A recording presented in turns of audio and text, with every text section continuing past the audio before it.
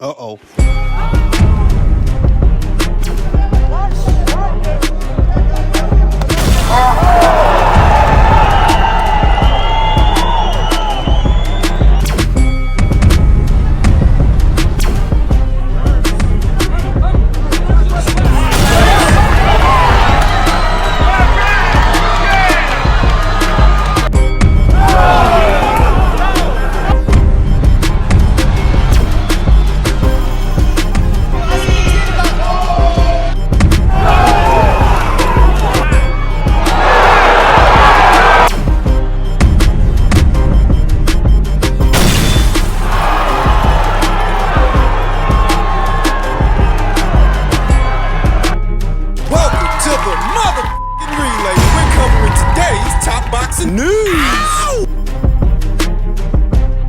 Okay, we'll start with this. It would seem that Teofimo Lopez has issued an official apology to Turki LL Sheikh, saying, "To His Excellency Turki, I take full responsibility for my inappropriate words on the X app. I publicly apologize to His Excellency. I will conduct myself with greater respect, humility, and professionalism, sending love and light to all. Thank you." So I guess he finally came to his senses, realized that Turki's the only one trying to put a lot of money in his pocket. And outside of that, if you burn that bridge and go back to top rank, you're not going to have but so many options. You're not going to make but so much money. You want to go back to fighting at the Hulu Theater in front of under 5,000 people for what you think are peanuts on the dollar? I figured that from the time that the fiasco started till now, they can always make amends because Turki and Canelo made amends. Turki and Canelo. Their working relationship did not get off to a good start, but eventually they worked things out and now they're working together. So maybe Teofimo can do the same thing. Does this mean that we will get the Devin Haney fight after all? The former boxing promoter Raging Babe reacted to Teofimo's official apology, saying, "So boxing folks are just cool becoming complete tools for His Excellency and calling it a career move now. Imagine waking up and deciding, today I'll serve His Excellency. Couldn't be me. Some of you traded your dignity for access, and I said what I said." Imagine showing Gervonta Davis your tits and then having him humiliate you for it on X.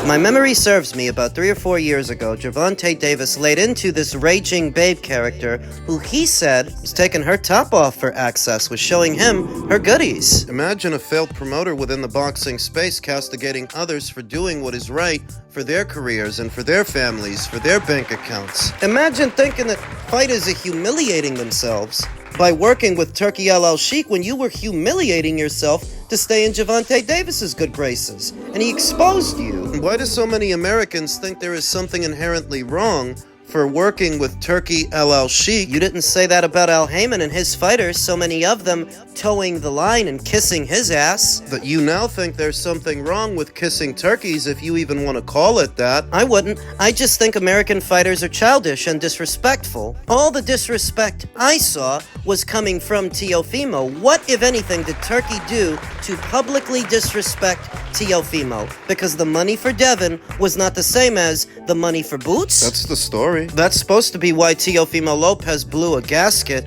and started taking shots at Turki, but that's hardly disrespectful. There are people within the American boxing space that for whatever reason don't like Turki LL Sheikh, but they don't have a legitimate reason for this stance. Raging Babe doesn't. You think that they're compromising their dignity by working with him. Kind of people that'll cut off their nose to spite their face, because if you think 10 steps ahead, if Teofimo stayed the course and stayed disrespectful and didn't work with Turki, what fights would he have access to? What would he be doing? They don't think that far ahead because they're stupid. All for some fleeting sense of independence, being as disrespectful as you wish with impunity that would ultimately see you painted into a corner. Turki doesn't need to use you in his shows, you know. Truth, he doesn't need any of these American upstarts in his Riyadh season shows or his Ring Magazine shows, because some of the better shows that he's put on didn't feature many, if any, Americans at all. And if he stopped using Americans altogether on his cards,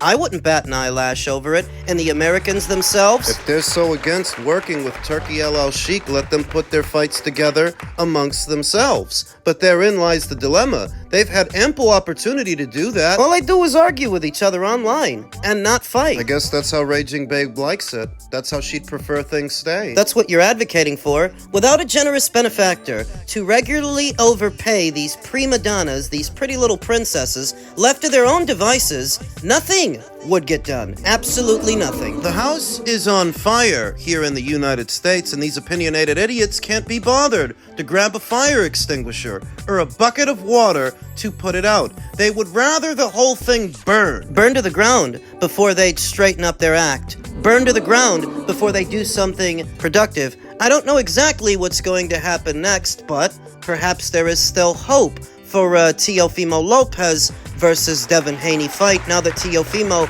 is looking to make amends and take it all back. We'll see. Men's welterweight news. Manny Pacquiao says, "I'll win the fight." Manny Pacquiao is in his element preparing for Mario Barrios. The sounds at the fine wild-caught boxing club have returned. Those thunderous thwacks against the heavy bag, the vicious grunts of a man expending every bit of force into the blows. Record 8-division champion and impending International Hall of Fame member Manny Pacquiao is back in the game, intent once more to reign as welterweight champion. This time at age 46, I'm still excited for it, and I'm enjoying all the training. Pacquiao 62-8 with 2 draws and 39 knockouts. Top boxing scene. I still have the passion like before, so I'm excited. I don't have to worry about that. Pacquiao moved on quickly from his May 12th election loss for a return trip to the Philippine Senate, committing to fight WBC welterweight champion Mario Barrios 29-2 with 1 draw, 18 knockouts of San Antonio, Texas. Barrios is sturdy. I'm confident I'll win the fight, Pacquiao said, but I'm not taking it lightly and I'm not underestimating him. I have to punish myself as I've done before in training, working under Hall of Fame cornerman Freddie Roach, and returning to the grueling condition regimen that made he and Floyd Mayweather Jr. the top fighters of this century. Pacquiao said his dedicated routine will lead to a far superior performance than the 2 lackluster exhibition fights he took under since his 2021 welterweight loss to Yordenis Ugas. Ugas doesn't have eyebrows. I just trained 1 week for those, so Pacquiao said. They can all expect a good Manny Pacquiao. I know the fans are excited to watch Manny Pacquiao again. I will do my best, and that's why I'm doing this. In training, doing all the hard work like I did before in the gym. I'm here to put up a good fight. I won't let the fans down. Pacquiao has been boosted further this week by the world title victories of the 2 fighters he promotes, Mexico's super flyweight Willibaldo Garcia and cornerman Pedro Taduran, a minimum weight fighter. It is true. Manny Pacquiao ended up fighting Yordenis Ugas on short notice. I should say Ugas ended up fighting him on short notice, because initially it was supposed to be Errol Spence Jr. Manny was fighting, and it was a fighter like Errol that Manny was training for. Very different fighter to Ugas. Ugas is a boxer. Errol is a puncher. Ugas fights out of the orthodox stance. Errol fights southpaw. Errol likes to bang. Ugas likes to box. For a fighter who's already up there in age, that sudden change, it's not what Manny was training for. So, did he look old with Ugas? Yes. But he was also caught off guard by the sudden change. Can he look better with Mario Barrios, who beat Yordenis Ugas? He might, because for Barrios, he's going to have a full camp. He's not facing a guy on short notice. And Barrios is a different fighter to Ugas. What Manny struggled with when he fought Ugas was the movement, the counterpunching, the boxing, essentially, whereas Mario Barrios is no boxer. At his very best, he's a brawler. Not even a very good one. Manny doesn't have to work too hard to find Mario Barrios in the ring. He doesn't have to chase him. So even if Manny has lost his trademark hop and his legs aren't what they used to be with Mario, he doesn't really need to use them. I'm excited and happy for them and happy that I can help others reach my goal, Pacquiao said. Defeating Barrios would give Pacquiao his 13th welterweight title victory since first having the WBO strap wrapped around his waist following a 12-round technical knockout of Hall of Fame 4-division champion Miguel Cotto way back in 2009. Feeling that again is something that has occupied Pacquiao's thoughts often in recent weeks. It means a lot to come back, and I ask that of the Lord. Pacquiao said of reclaiming a world title at the second most advanced age in the sport's history. Some are expecting him to do it, including new secondary WBA welterweight champion Rolly Romero, who's called for a showdown with a victorious Pacquiao. Would Pacquiao consider fighting after Barrios? I don't know. One at a time, I need to focus on this one fight, he said. And so you wonder that Rolly Romero's evaluation is little more than wishful thinking. He hopes that Manny wins so that he can then fight a guy in his mid-40s. Opportunism aside, I happen to think Manny Pacquiao does stand a chance. I mean, I've been seeing Mario Barrios fight by fight look quite beatable in his last two. And even if Manny isn't everything that he used to be, he doesn't need to beat somebody like Barrios. Abel Ramos came pretty close. He's never competed at the level of a Manny Pacquiao. If there's any power left in those 46-year-old hands, and I think there is, he won't have to chase Mario to deliver that power to get that win. However, not everyone is as convinced as I am of Manny's abilities and whether or not he can win this fight. Bam Rodriguez! Bam. He doesn't see it that way. He thinks Mario Barrios is going to batter Manny. He thinks Manny is going to lose. Bam! I think Mario is going to go out there and just put a beating on Manny. I think Manny's a little too old, but I mean, he's a legend. He really did what he did, so I really don't see a reason for him to come back. But if he wants to go in the ring with Mario, then I guess Mario has to show him that, he has a youth, and, Manny Pacquiao should have just stayed retired. Yeah.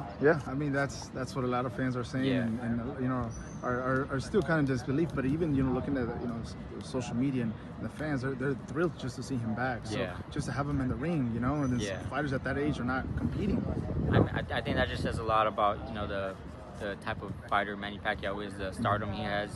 I mean, he's, 46, 47? He's 46. And people are still excited to see him fight. So, I mean, that just says a lot about him and what he's done in his career. So, like I said earlier, to see a friend I grew up with fight Manny Pacquiao is going to be pretty cool. And it's the same night. So, it's a huge night for San Antonio boxing.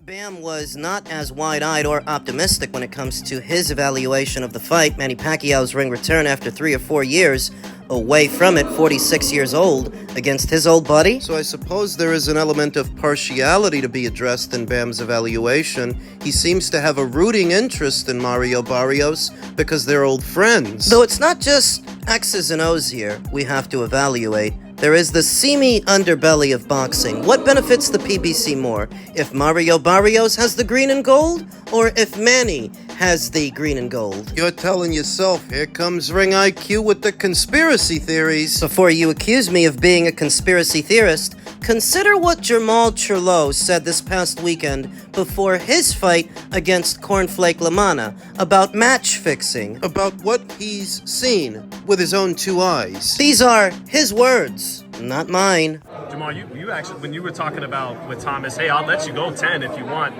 Does that really happen in boxing amongst fighters? Yes. Because you got to spill in beans on that one. All right, yes. Yeah. It's a little scripted because when I was coming into the big leagues, getting my name out there, I would fight some opponents and they're like, don't knock him out in the first round. Like, but what if I catch him? I'm gonna knock his ass out in the first round. Me, I never played it with the system. I do what I do. But it's fighters that will make it last. Some fighters take dives. You don't think a fighter gonna hold another fighter up? It happens. Even at the top level? At the championship level? Yes, it happens. Some of this shit be scripted. Yeah. So if you factor match fixing into the equation, that puts a very different complexion on everything. What you may yet see in a Pacquiao versus Barrios fight, and what you have already seen in some other PBC fights, PBC shows, because that's got to be who Jamal's talking about. He hasn't been anywhere else. And we're not talking about just going out there and putting on a show for the spectators in what is this spectator sport. When Jamal says that they've told him on previous occasions not to knock the guy out in the first round, let it go a few. Who's telling him to carry the guy? Who's telling him to not knock the guy out in the first round? Jamal Charlo's own words were scripted. That's how he described it. The shit is scripted. And he ain't been boxing on no Matchroom shows, no top-ranked shows, no Turkey LL Sheik, Riyadh Season, Ring Magazine shows. If he's talking about anybody, he's talking about the PBC because that's where he has been. So, when I think about that, and I think about Pacquiao versus Barrios, and I think about what's better for the PBC, if Barrios keeps the belt or if they find a way to get it to Manny. What's better? Getting the belt to Manny. Mario Barrios, God bless him, couldn't sell out a wing dinner. You're not going to turn that guy into a pay-per-view star. He doesn't have the talent level, the ability to go all the way. He is but a belt holder, a placeholder, really, until someone more marketable comes along. Enter a 46-year-old Manny Pacquiao that might be able to at least sell more tickets than he can, more pay-per-views than he would. Why Manny Pacquiao might win? Let's make a long story short. It's not just that Mario Barrios is beatable, it's also chicanery. It's also what happens behind the scenes and what's better for the PBC. It's better if Manny has the belt. Why? Because then they can do a Gervonta Davis fight. Oh, you didn't hear? That Manny Pacquiao has intentions of facing Gervonta Davis if he wins. The guys that the PBC have at welterweight, Rolly Romero, Mario Barrios, Gervonta has already been there and done that with them. Now you have Manny fight one of those same guys and you have Manny win the fight, that sets up a fight with a Gervonta Davis. And what fuels that suspicion? He's fighting a common opponent with Gervonta Davis. There is the potential for a Jake Paul exhibition to be addressed later this year, that if Gervonta beats Lamont, he might do that instead. That's possible. But it's just as possible that they're keeping the name of Manny Pacquiao in their back pocket if things don't work out with Jake Paul. That there is reason enough to believe that Manny might win the Barrios fight. Yeesh. Jamal Charlo said a little bit too much, basically gave the game away. If he's talking about anybody, he's talking about the PBC. That is established, that there's a lot of match fixing and scripted drama going on over there. It's not to say that there's not an element of partiality on other promotions involving other fighters. I've seen Top Rank on at least 2 occasions save Emmanuel Navarrete's ass. But there is an element of partiality, and then there's match fixing.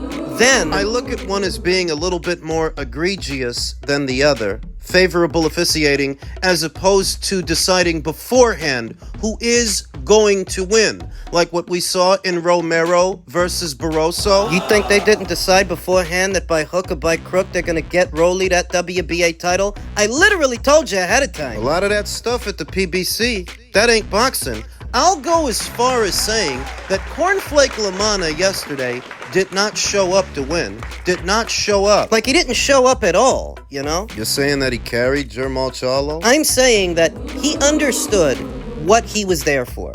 He understood what he was there to do. That even though he never really stood a chance, he was still in on the gag. He knew. Some of the stuff he was doing in there was just weird. Never really stood much of a chance to win. But the other thing is he wasn't trying to. That you could at least see that in what a fighter is doing. That they're trying to win even if it's not working. But when was Cornflake trying to win that fight? He's just going in there doing a lot of weird stuff. These are not baseless accusations. The basis for what I'm saying all stems from what Jamal said. What did he say? That the shit is scripted, that guys take dives, sometimes guys carry other guys? What I figured.